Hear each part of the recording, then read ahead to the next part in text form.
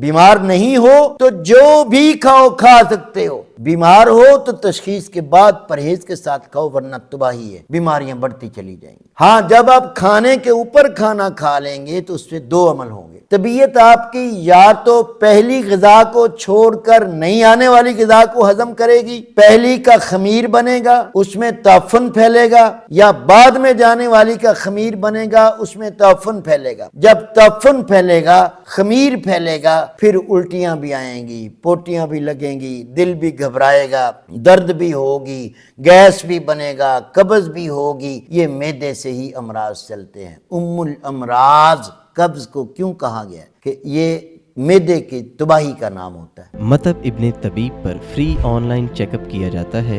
ابھی ہمارے what's app number پر رابطہ کریں اور گھر بیٹھے اپنا مزاج معلوم کریں۔ اپنے مزاج کے مطابق غذائی چارٹ یا دوا کا کورس منگوائیں۔ آئیں فطری اور قدرتی طریقہ علاج کی طرف مطب ابن طبیب کے ساتھ۔